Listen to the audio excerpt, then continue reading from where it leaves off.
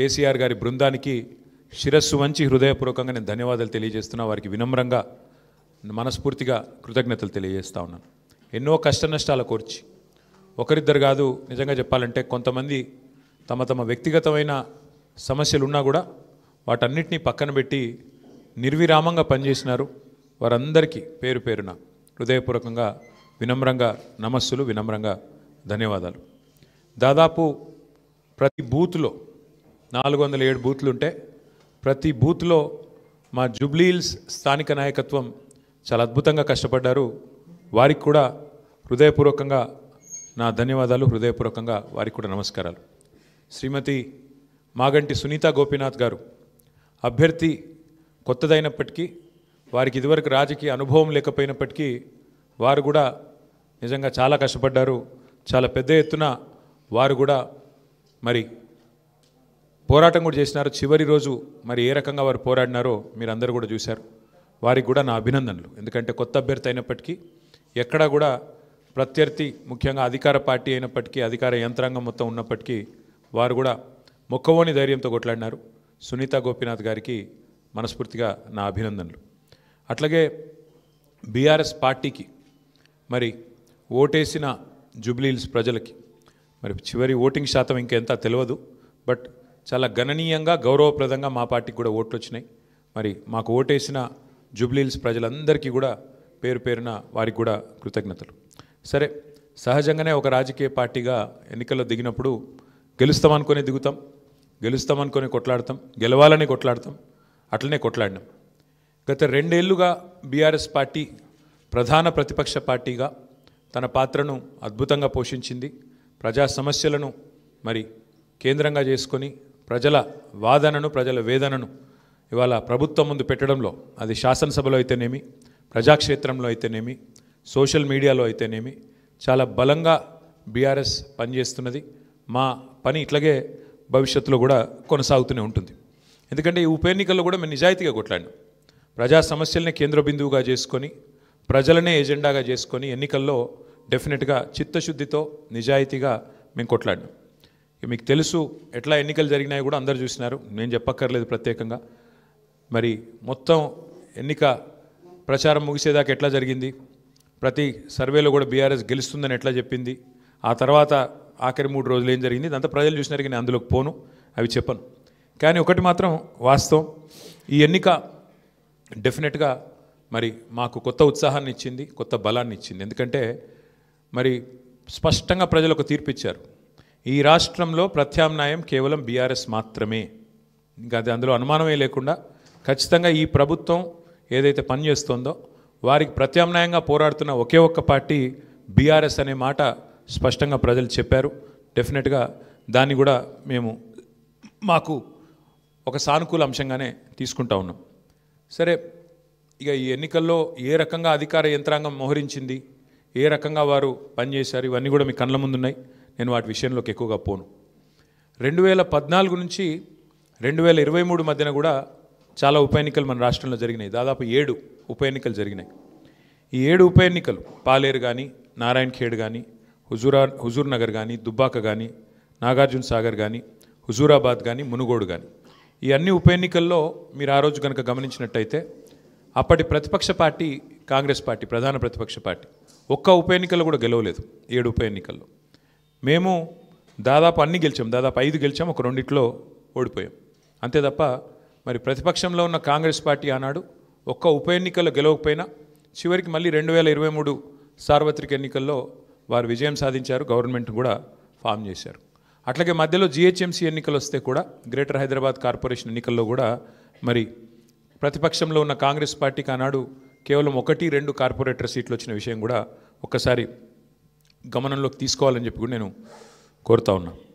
అట్లాగే ఈ ఎన్నికల్లో ముఖ్యంగా ప్రజల తరపున వాదన బలంగా వినిపించగలిగాం. ఎన్నికల ఎజెండాను ఖచ్చితంగా నిర్దిష్టంగా బలంగా ప్రతిపక్షంగా మేమే సెట్ చేయగలిగాం.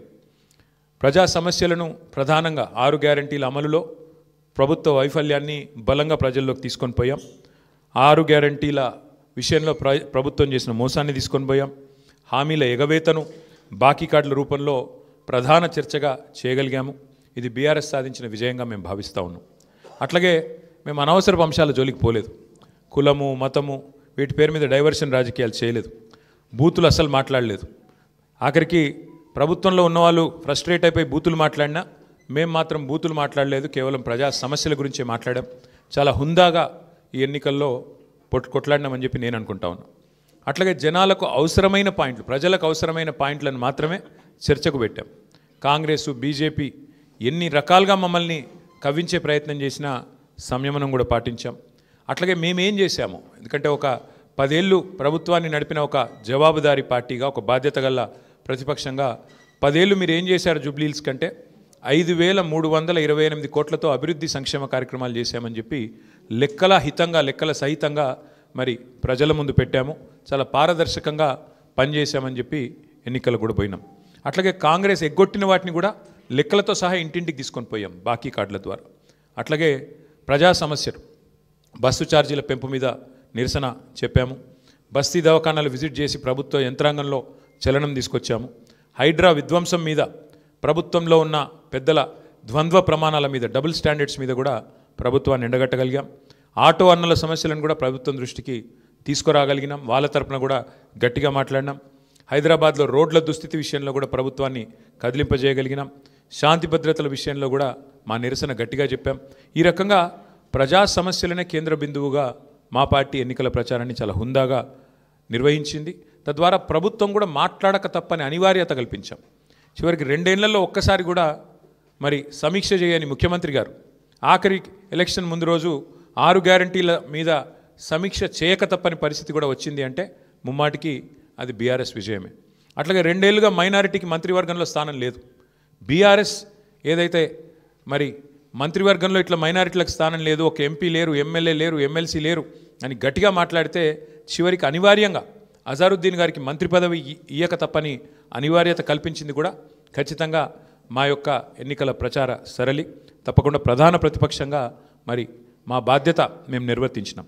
సరే, సహజంగానే ఒకటి మాత్రం ఉంది, గెలుపు ఓటములు పెద్దలు కేసీఆర్ గారు ఎప్పుడు చెప్తుంటారు, గెలవాల్సింది పార్టీలు కాదు, గెలవాల్సింది ప్రజలు అని. మేము కూడా మనస్ఫూర్తి కోరుకునేది ప్రజాస్వామ్యంలో చర్చ జరగాల్సిందే, మీడియాలో జరగాల్సిందే, బయట జరగాల్సిందే, తప్పకుండా ప్రజల్లో కూడా జరగాల్సిందే. ఈ ఎన్నిక ఎట్లా జరిగింది అనే విషయంలో కూడా చర్చ జరగాలి. ఎందుకంటే ఈరోజు కాదు, మేము 4 రోజుల ముందే చెప్పాం ఎన్ని రకాల అక్రమాలకు కాంగ్రెస్ తెరలేపిందో చెప్పాం. అభ్యర్థి యొక్క సొంత తమ్ముడికి 3 ఓట్లు ఉన్న విషయాన్ని మీ ముందు పెట్టాం. ఆధారాలతో సహా మేము స్పష్టంగా మీ ముందు బయట పెట్టాం. ఎన్నికల కమిషన్ అడిగాం, కోర్టుకు పోయాం.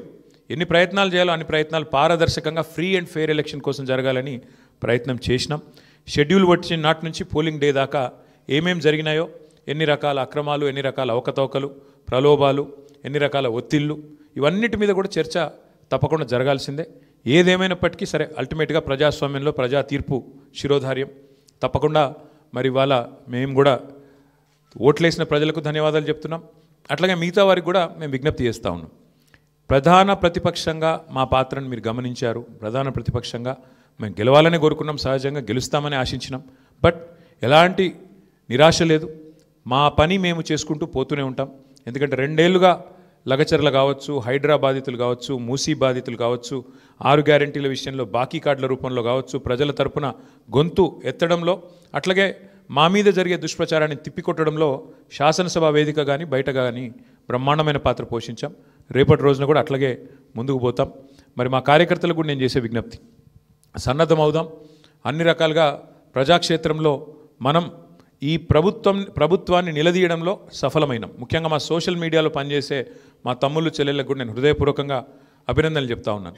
సోషల్ మీడియాలో మీరు చేస్తున్న పని, మీకెవరికి నేనేమి పార్టీ తరపున జీతం ఇవ్వడం లేదు, మీకెవరికి నేను ఇచ్చేదేమీ లేదు. అయినప్పటికీ వాలంటరీగా పార్టీ మీద ఉన్న ప్రేమతో, నాయకుడు కేసీఆర్ గారి మీద ఉన్న అభిమానంతో మీరు చేస్తున్న కృషి, మీరు చేస్తున్న పని ఏదైతే ఉన్నదో మనస్ఫూర్తిగా నేను మీకు కూడా ధన్యవాదాలు తెలియజేస్తా ఉన్నా. అట్లాగే మా పార్టీ కార్యకర్తలకు, మరి మా గులాబీ కుటుంబ సభ్యులందరికీ నేను చేసే ప్రార్థన, దీంతో మనం నిరాశపడవలసిన అవసరం లేదు, బాధపడవలసిన అవసరం లేదు. తప్పకుండా ముందుకు పోదాం. అట్లా అనుకుంటే ఇవాళ జాతీయ స్థాయిలో కూడా మీరు చూసినట్టయితే మరి కాంగ్రెస్ పార్టీ బీహార్లో తన ఉనికిని కోల్పోయే పరిస్థితి ఉన్నది.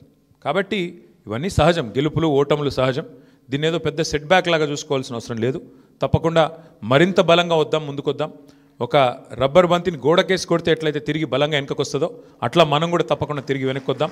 పెద్దలు కేసీఆర్ గారు తిరిగి రాష్ట్రానికి ముఖ్యమంత్రిగా మళ్ళీ బాధ్యతలు చేపట్టేదాకా ఎవరి శక్తి మేరకు వారు శక్తి వంచన లేకుండా కష్టపడదామని చెప్పి మా నాయకులు కార్యకర్తలకు మరొకసారి ధన్యవాదాలు తెలియజేస్తూ కష్టించి పనిచేసిన మా నాయకత్వం మొత్తం కూడా ఇక్కడ ఉంది.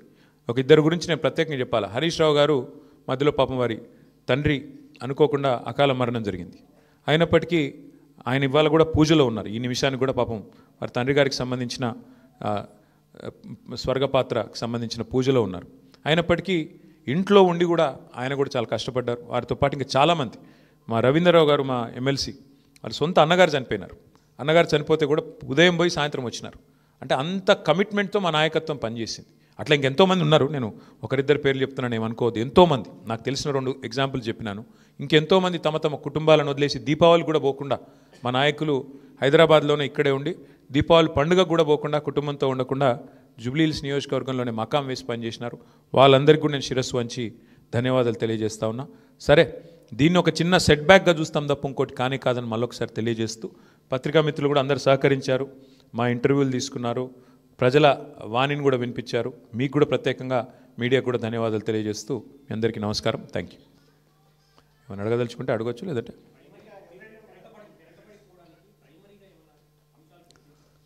అంటే ఇప్పుడు ఇట్ ఈస్ టూ ఎర్లీ. ఒకటి మేము కూడా కూర్చుంటాం పార్టీగా, ఎందుకంటే మొత్తం ఇంకా అన్ని డివిజన్లలో ఎన్ని బూత్లలో మాకు లీడ్ వచ్చింది, ఎక్కడ మైనస్ అయింది ఇంకా మేము కూడా చూడలేదు. బ్రాడ్గా ఓవరాల్ నెంబర్ తెలుసు బ్రదర్, మిగతా విషయాలు తెలియదు. కూర్చుందాం, రేపు ఎల్లుండి సావధానంగా కూర్చుంటాం. మా నాయకత్వం మొత్తం పనిచేసింది. సీనియర్లు మంత్రులుగా పనిచేసిన వాళ్ళు కూడా 10 బూత్లకు ఒకరు ఇన్ఛార్జ్గా తీసుకున్నారు. ఇప్పుడే ప్రశాంత్ రెడ్డి గారు చెప్తున్నారు నాకు, అన్న మా షేక్పేట్లో మా 10 బూత్లలో నా దగ్గర మాత్రం 1100 మెజారిటీ వచ్చిందని చెప్పి ఇప్పుడే ప్రశాంత్ రెడ్డి గారు చెప్తున్నారు. విశ్లేషించుకుంటాం అట్లా ఎట్లెట్లా క్లస్టర్ల వారీగా ఎక్కడెక్కడ ఏం జరిగింది చూసుకుంటాం, సమీక్ష చేసుకుంటాం, డెఫినెట్గా ఆత్మవిమర్శ చేసుకుంటాం. ఎందుకంటే ప్రజలు మరి అల్టిమేట్గా ఎందుకు మొగ్గు చూపారు కాంగ్రెస్ పార్టీ వైపు అనేది కూడా మేము కూడా విశ్లేషించుకోవాలి, ఆత్మవిమర్శ చేసుకోవాలి. తప్పకుండా ఏదైతే ఉందో మా పోరాటం మాత్రం కొనసాగుతుంది. ప్రజా సమస్యల మీద, ప్రభుత్వం మీద, ప్రజలకిచ్చిన హామీలు నెరవేర్చే అంశంలో మాత్రం డెఫినెట్గా మా పోరాటం కొనసాగుతుంది. మిగతా అన్ని విషయాలు చర్చించడానికి బోలెడ్ టైం ఉంది. తప్పకుండా అన్నీ కూడా ఆలోచించి నిర్ణయం తీసుకుంటాం. అది హైదరాబాద్లో మొదటి నుంచి ఉంది బ్రదర్ అది. కాకపోతే ఒక్కటి మాత్రం మా వాళ్ళు నాయకులందరూ చెప్తుంది ఏంటంటే, దాదాపుగా మనం ఇప్పుడు 48.4% మీద ఓటింగ్ అయిందని చెప్తున్నారు. కానీ వాస్తవంగా చూస్తే 70% ఓటింగ్గా చూసుకోవాలి. ఎందుకంటే చాలా ఓట్లు షిఫ్ట్ అయిన ఓట్లు ఉన్నాయి. కొన్ని అసలు ఓటర్లు పేరుకు లిస్టులో ఉన్నా అక్కడ ఓటర్లు లేరు. కాబట్టి ఒక రకంగా చెప్పాలంటే ఇది 65-70% ఓటింగ్ అయినట్టు అనుకోవాలి మనం. కాబట్టి ఓటింగ్ నార్మల్ కంటే పెరిగింది, కానీ ఇంకా పెరిగింటే బాగుండేది అనే భావన ఉంది. ముఖ్యంగా కాలనీల్లో కొంత పెరిగింటే బాగుండేది, జరగలేదు. దానికి కారణాలు పలు రకాలుగా ఉన్నాయి. బట్ చూడాలి, భవిష్యత్తులో అన్న మారుతుందేమో చూడాలి.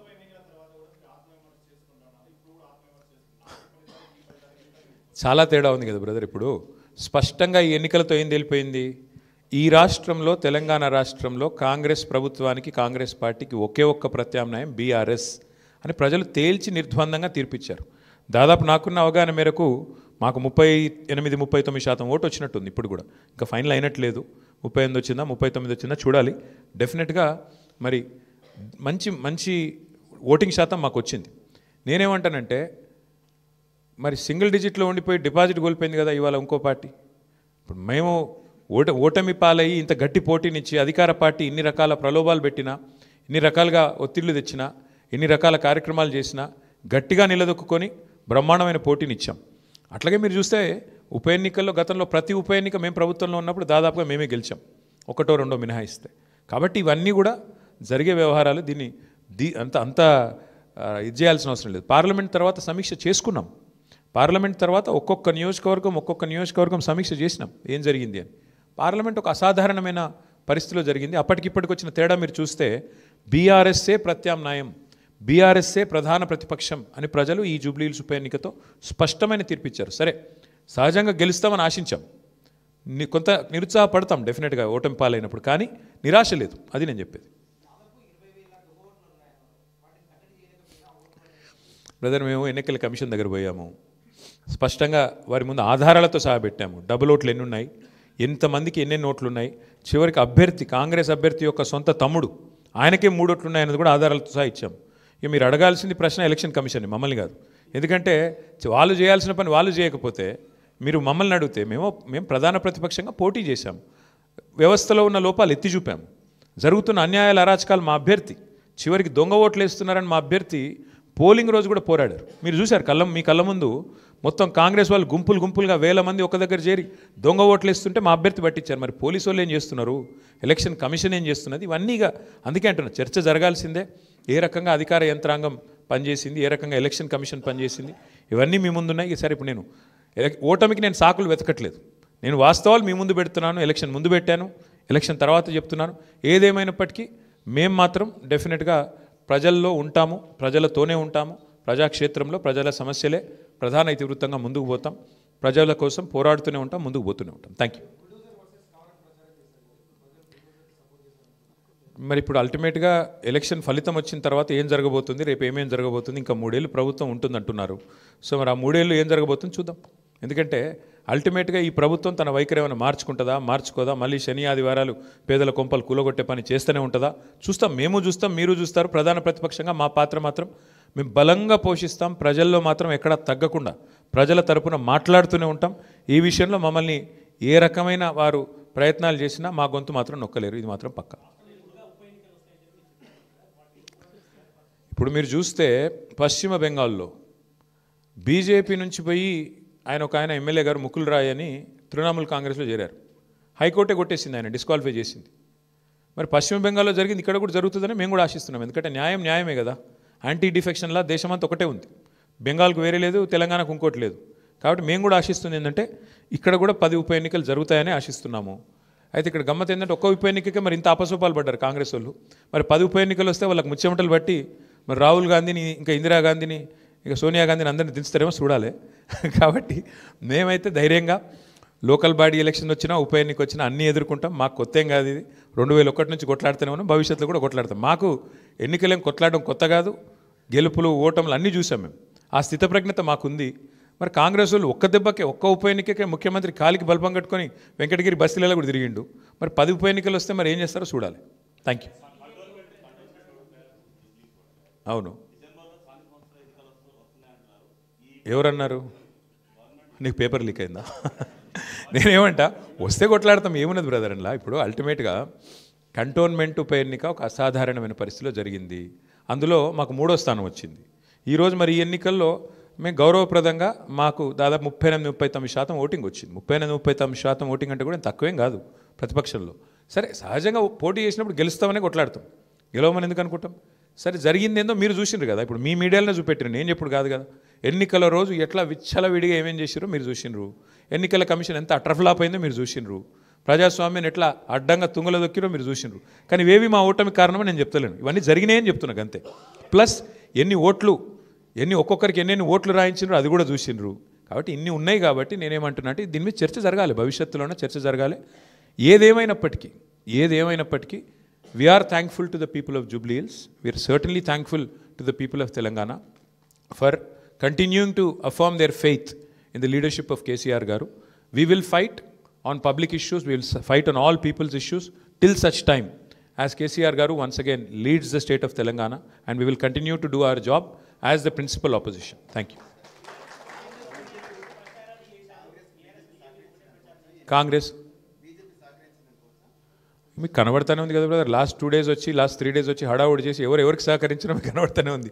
ఆర్ఎస్ బ్రదర్స్ బాగానే వర్కౌట్ అయినట్టుంది. ఆర్ఎస్ బ్రదర్స్ యొక్క మంచి సహకార మిత్రమండలి ఏదైతున్నదో బాగానే వర్కౌట్ అయినట్టుంది. మరి చూడాలి. మిగతా విషయాలన్నీ మీరు విశ్లేషించండి. ఇక మీరు ఉన్నారు కదా, మరి రేపు ఎల్లుండి మీరేం రాస్తారు అన్నీ మేమే చెప్తే. Thank you.